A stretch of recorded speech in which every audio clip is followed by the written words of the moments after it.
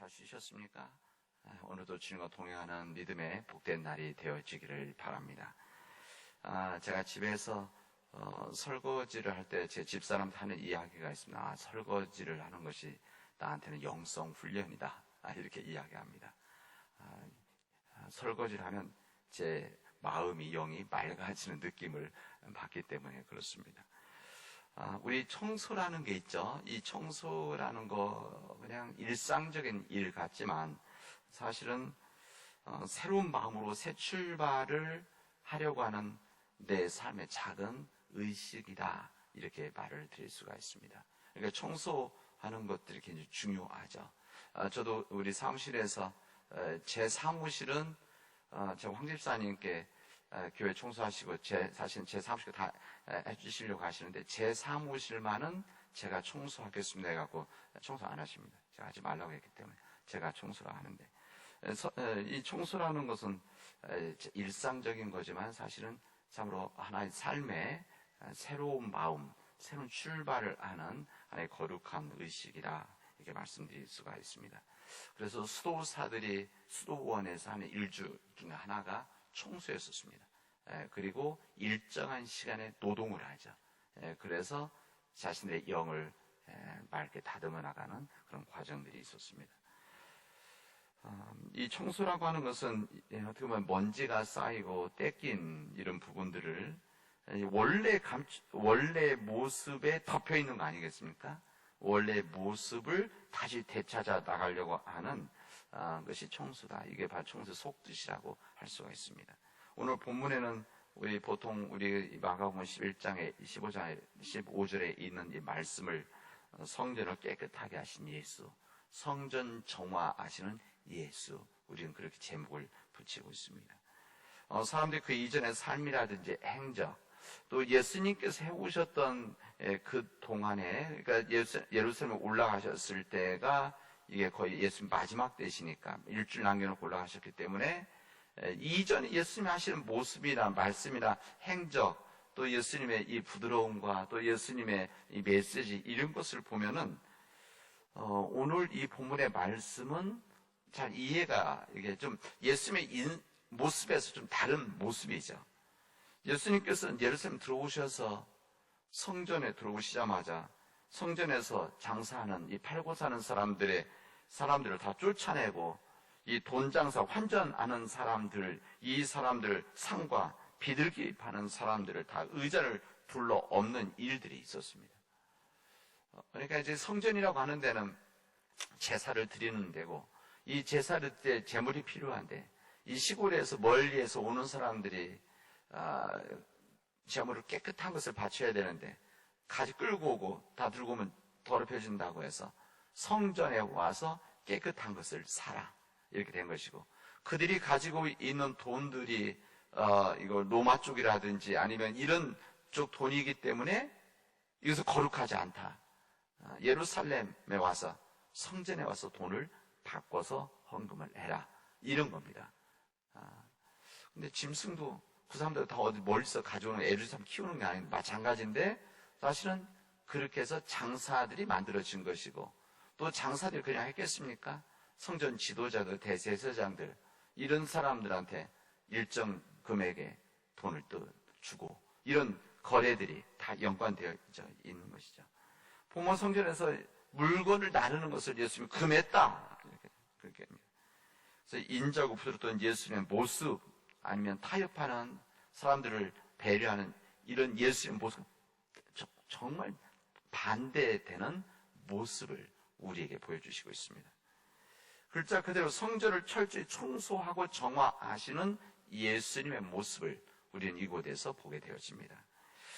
이런 예수님의 청소 행위라고 하는 것은 제가 아까 청소의 원뜻, 속뜻을 말씀드렸지만 원래의 모습을 되찾아가는 것, 이런 거룩한 의식이라고 했을 때 우리 예수님께서는 성전이 만민이 기도하는 집인데, 성전은 만민이 기도하는 집, 기도한다는 것은 예배하는 집 아닙니까?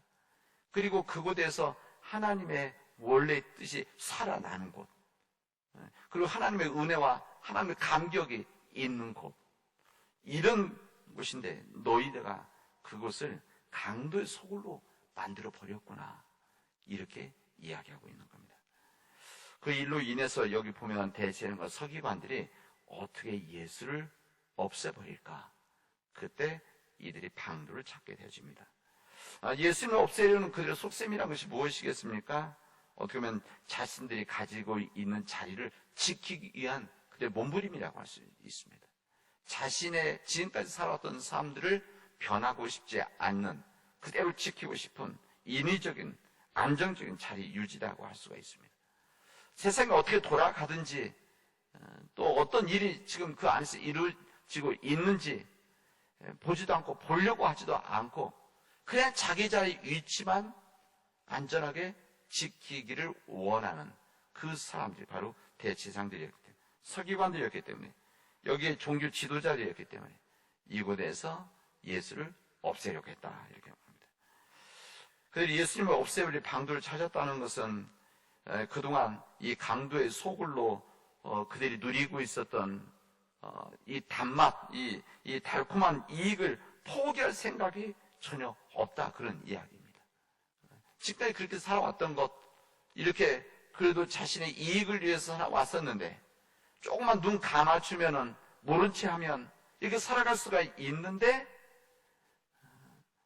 예수님이 오셔서 반대되는 이야기하고 반대되는 행동을 하고 그 앞에서 장사하는 사람들 다 내쫓아버리는, 그날 저녁에 자신들에게 돈을 쥐어줘야 되는 이 사람들의 상을 다 둘러 엎어버리고 내쫓아버리니까 안 되겠다, 이 사람 죽여버려야 되겠다, 이렇게 말합니다. 이런 사람들이 있으니 예수님께서 말씀하시는 새하늘과 새 땅, 새날이, 새로운 날들이 기대될 수가 있겠습니까? 이런 사람들의 삶이라고 하는 것은 예수님 위에 2000년 동안 사람들이 있는 곳에서 계속되어져 왔습니다. 저는 단순히 기독교만 말하는 것이 아니라 모든 종교들이 다 마찬가지입니다. 모든 종교들이 시대가 달라도 문화가 달라도 이 기득권, 이 변하지 않는 사람들의 인간의 속성, 인간의 악함은 그대로 유지되고 있다, 그럽니다. 우리 불교에서 이판사판이란 말을 쓰지 않습니까? 이제 그게 불교 용어죠. 이판사판. 이게 이판사판이라는 것은, 이판이라고 하는 것은 산에서 정진하고 우리말로 말씀을 전하는 그런 스님들을 말한다면, 사판이라고 해서는 절에서 일하는 사람들, 일쪽을 더 많이 하는 사람들이죠. 그러니까 예를 들면 옛날에는 나무를 해온다든지 밥을 한다든지 살림을 꾸리는 이런 일들을 하는 것이 사판이다. 이게 사실 나쁜 말이 아니었습니다. 이판, 사판이. 그러니까 이판이라는 것은 이치를 가지고 가르치는 설법을 하는 사람들이라고 한다면, 사판은 절에서 이런 살림을 하는 스님들이었습니다. 필요하기 때문에. 그래서 예전에는 나이도 어린 스님들 아니면 젊은 스님들이 사판을 이렇게 했었죠. 그런데 불교에도 바뀌어서, 제가 불교를 욕하려고 하는, 우리도 마찬가지, 우리 자신의 자화상이기 때문에 마찬가지입니다. 근데 지금 바뀌었습니다. 오히려 스님들 가운데에서도 이판 쪽으로 가려는 게 사판 쪽으로 가려는 그런 몸부림과, 그래서 싸움하는 일들도 많고, 어떨 때는 강목 갖고 싸우고, 그냥 강목 갖고 싸우면 다 사판들 하는 일들입니다. 조계종 싸우는 일들. 이게 이판들은 절대 그런데 안 끼고 다 산에서 정진하죠. 다 사판들이 하는. 그래서 이제는 사판들이 더 득세하는 그런 시대입니다. 우리 기독교나 불교나 다른 마찬가지 아니겠습니까? 이게 인간의 본성들입니다. 자신들이 누리왔던 이런 관행들, 이 관행이라고 하는 글자 그대로 어떤 원칙이나 예외에도 문을 닫아두고 이것을 변하고 싶지 않는, 그래서 이것을 변화하려고 하는 사람들을 오히려 정죄를 하면서 그들을 비판하는 이런 행동이 관행들이죠. 그래서 보통 우리 사회에서는 이런 관행하면 죄송합니다.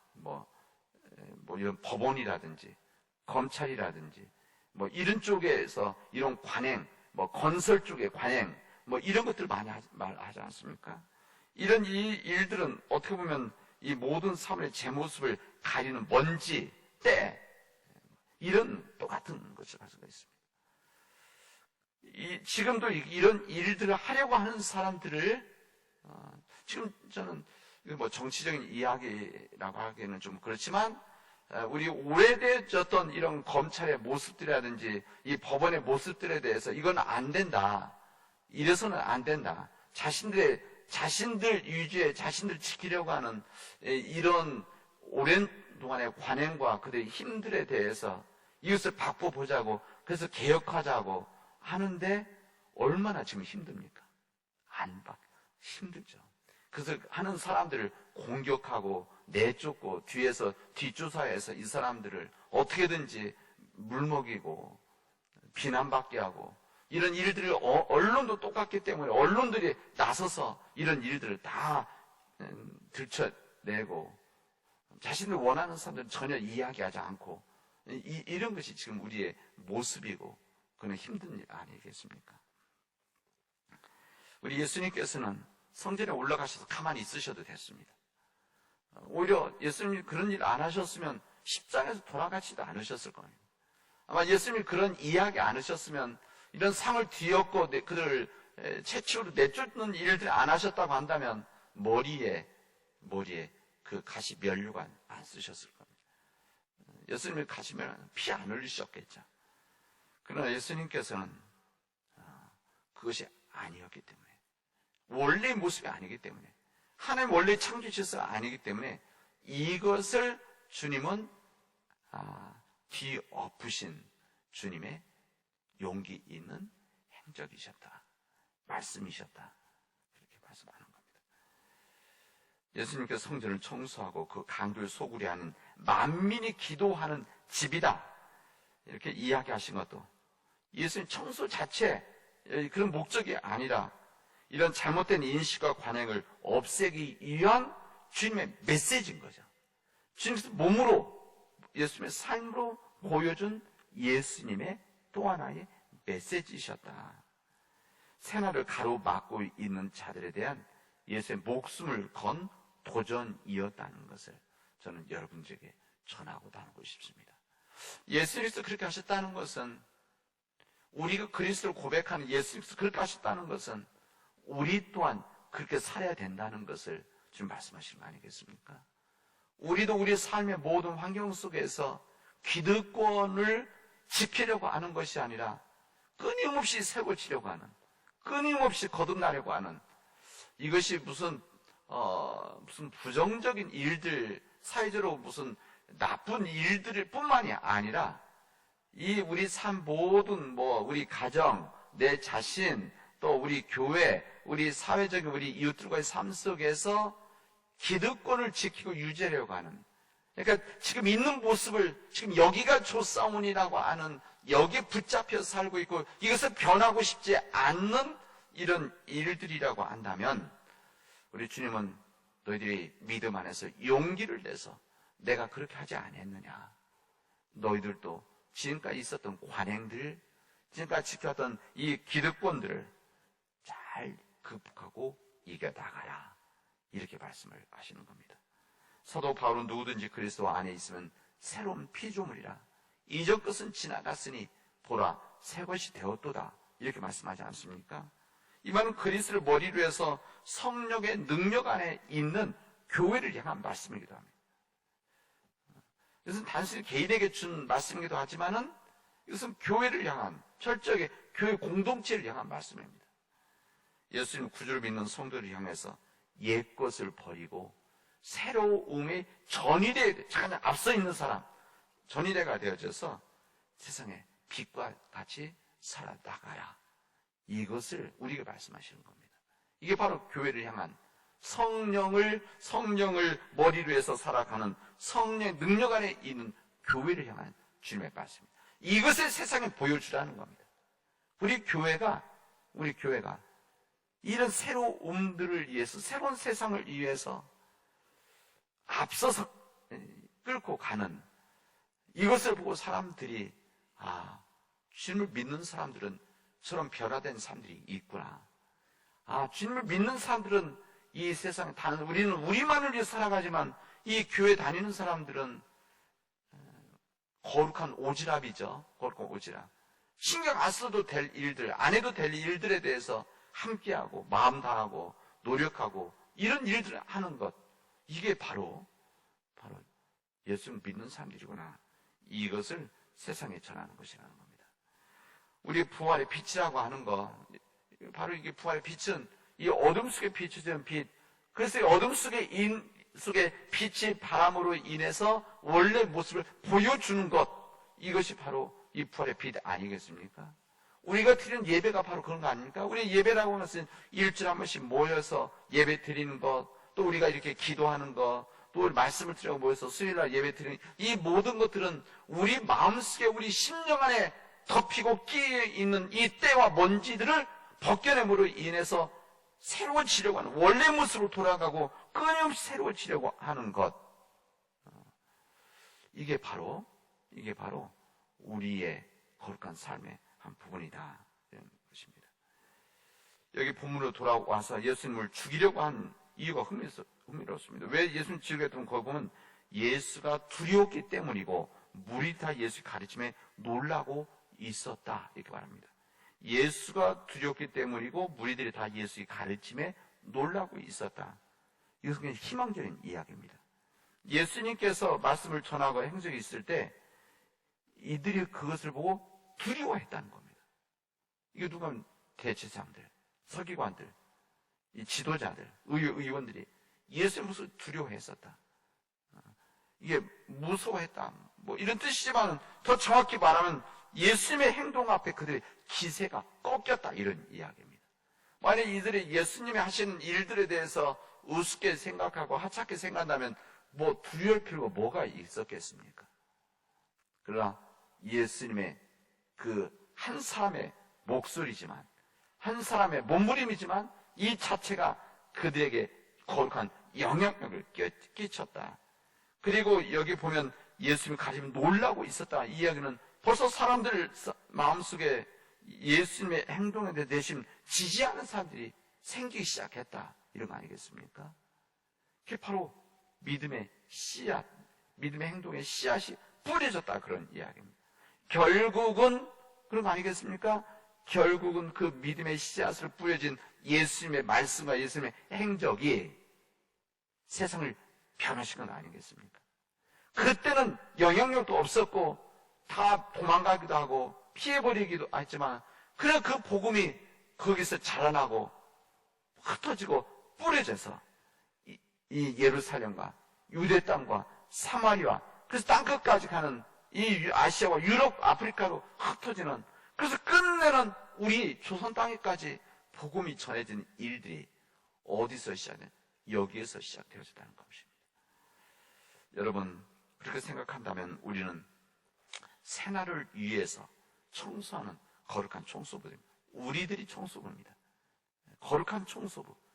나 스스로, 여러분, 멀리 청소하려고 하지 마시고 내 심령을 청소하는, 내 심령을 온전히 청소하면 그 심정을 가지고 내 이웃들과 세상을, 그리고 교회를 청소해 나갑니다.